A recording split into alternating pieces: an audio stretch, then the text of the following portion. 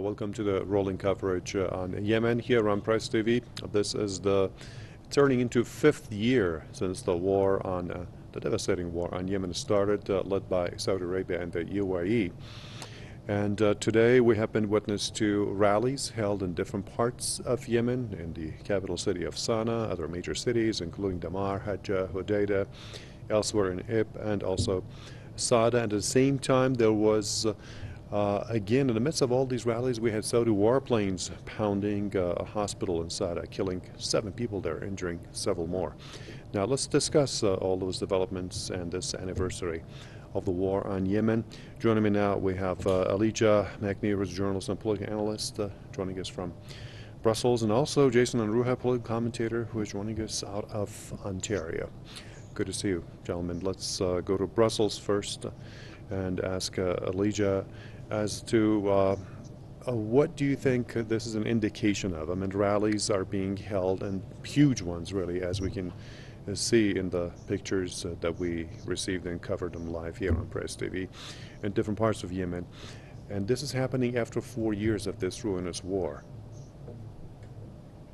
Well, after 4 years of war, we have feeling that the other side wants to stop, but doesn't know how to stop.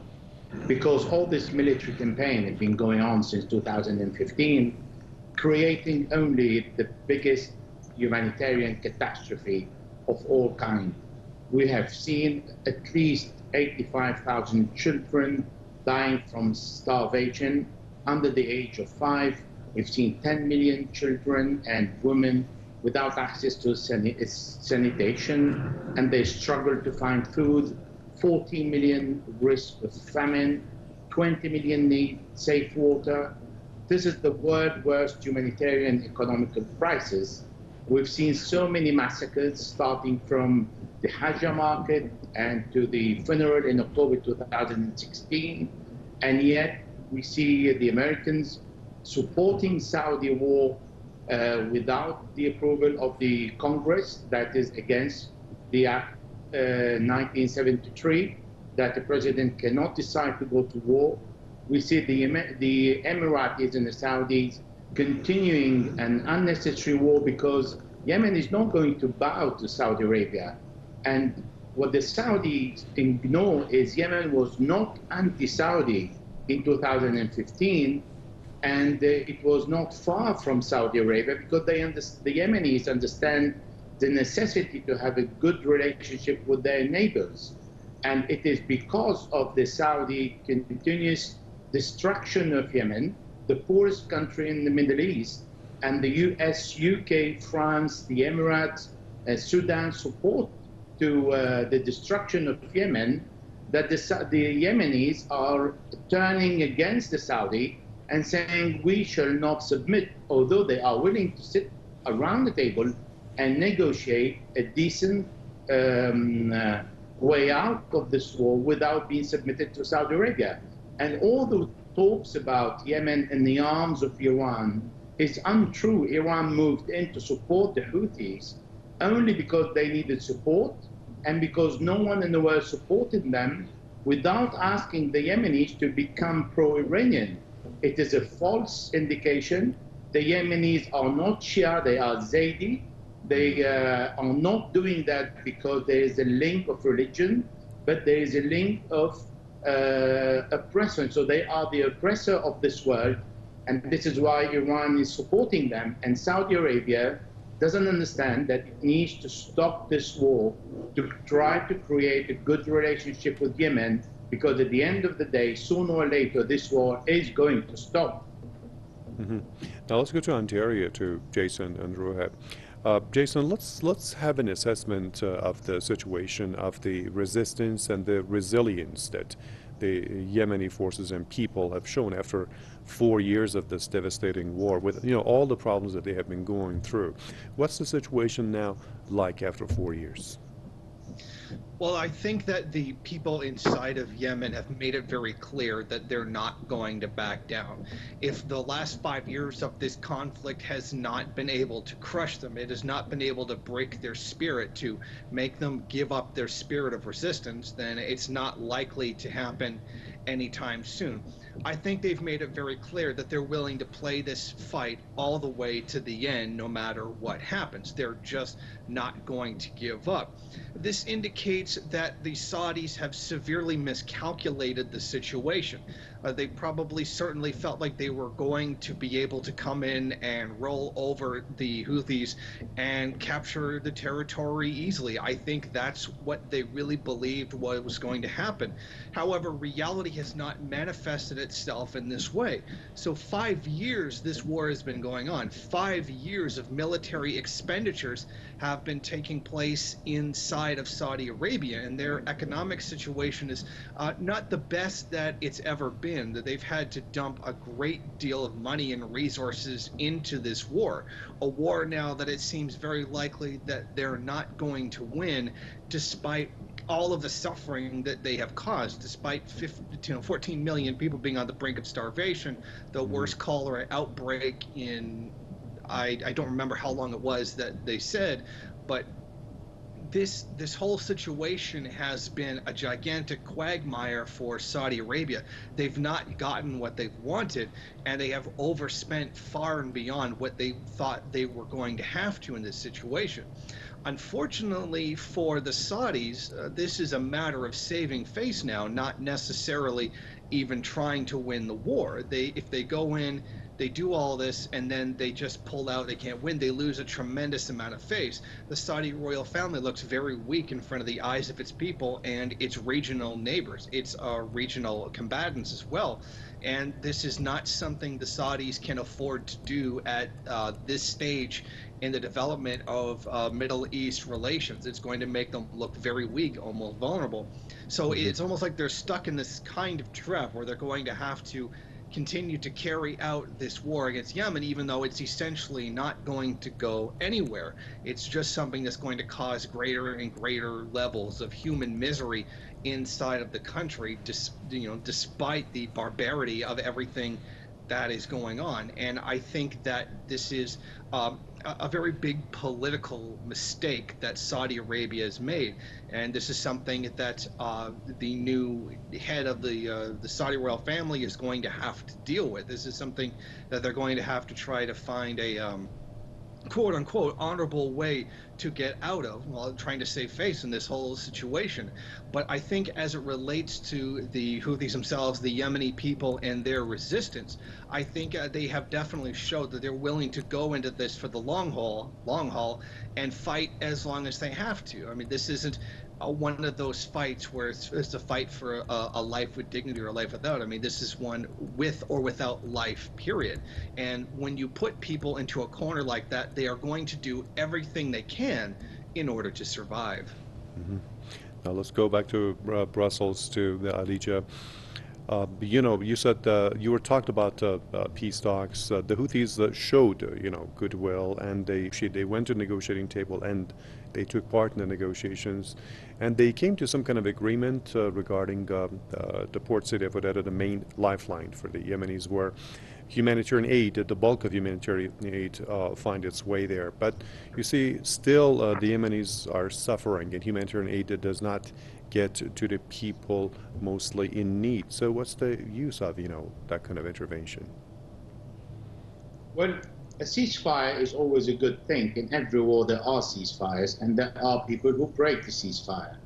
In this case, the Houthis and the Yemeni people are in need to stop the war, to breathe a bit, receive some humanitarian aid, particularly medicine and food, because they are lacking. So they would agree on any ceasefire that can be held by the international community if the international community respects the ceasefire. But what we have seen is during the signature of the ceasefire, the Saudis tried to gain some ground because they were negotiating under fire, and we've seen that in many other wars. So negotiating under the ceasefire, it means they want to occupy a territory and then go around the table when they are winner. And the Houthis are not going to allow them to win, particularly the harbor area, because this is where the whole country and the whole part control by the Houthis is still breathing from. And because the population is in need of support, because the money invested, as your guest is rightly saying, the money invested in this war could have constructed not only Yemen, but the entire Middle East. So we see that a ceasefire is something that is accepted, and it is something positive, not negative, because it stops the war and gives the Yemeni time to breathe. Let's go to Antir and ask Jason Unruhe what he thinks about the ceasefire negotiations and what has really happened on the ground there. I generally agree with the other guests that, you know, something to allow the Yemenis, at least, even if the ceasefire doesn't last, it will at least be something to allow a breathing space for many of the forces fighting against Saudi Arabia to take a break, regroup, build better supply lines, etc. And this hopefully will allow a great deal of much needed humanitarian aid to get into the country to deal with the humanitarian crisis that is unfolding in the country right now, that too few of the imperialist states are showing any concern for whatsoever. Many of them overstate the situation inside of Venezuela as a justification, a pretext for being involved. Yet we have a real humanitarian crisis, one that's threatening the lives of over 10 million people. And yet these same states and their great concern for human life are simply nowhere to be found.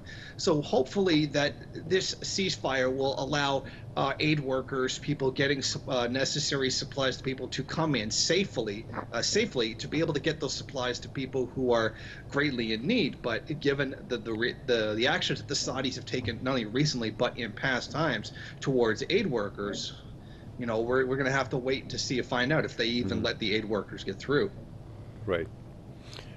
Now to Brussels. Elijah, let's also concentrate on the role of some of the big powers, you know, like the U.S. and some European countries. They're selling arms and military hardware to the Saudis, and the Saudis, there is proof that they have used some of those weapons and ammunition in their war and aggression against the Yemeni people. And, you know, many children, women, and, you know, other civilians have fallen victim in those operations.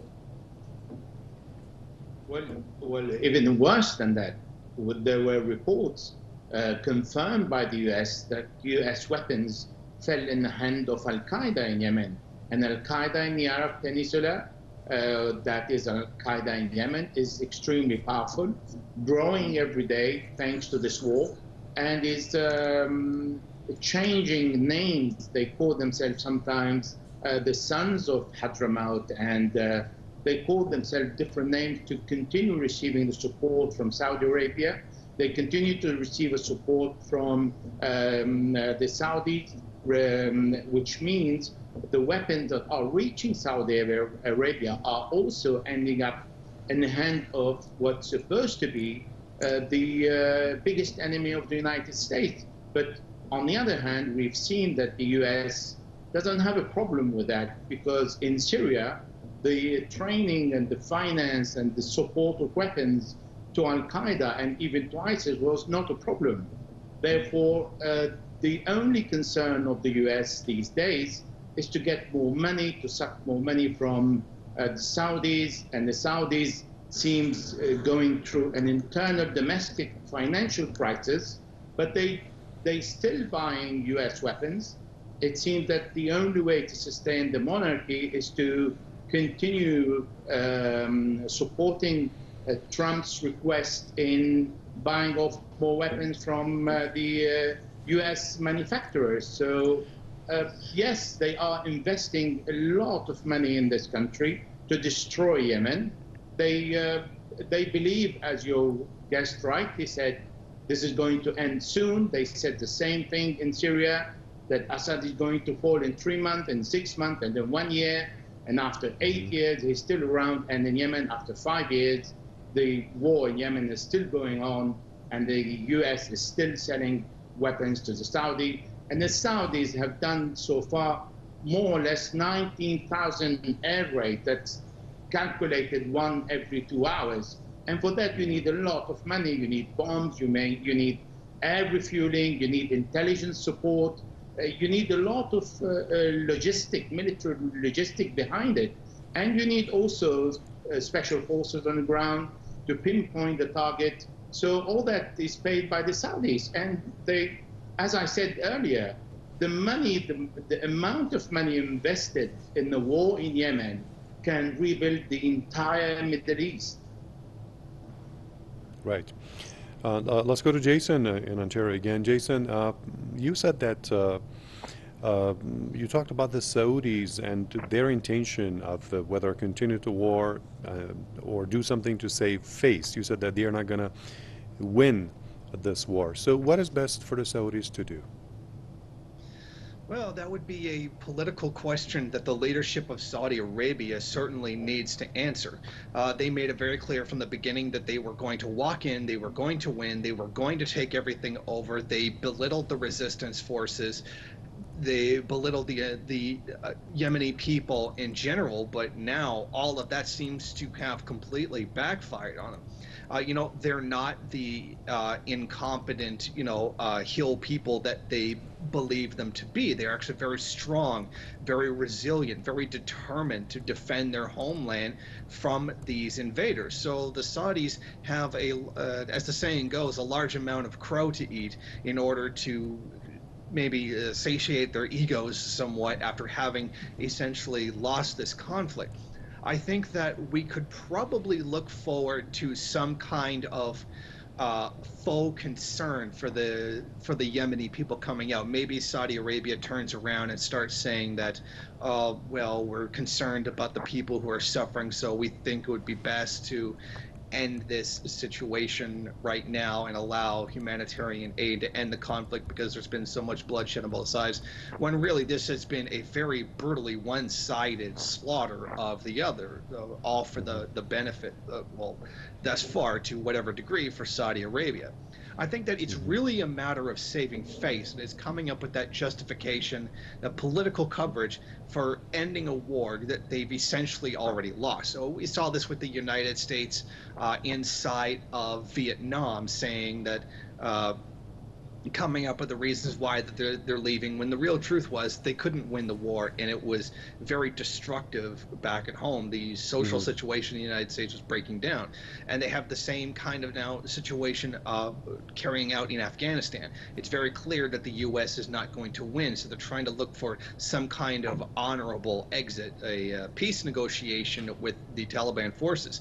I think that a similar situation to this is probably what's going to happen with Saudi Arabia.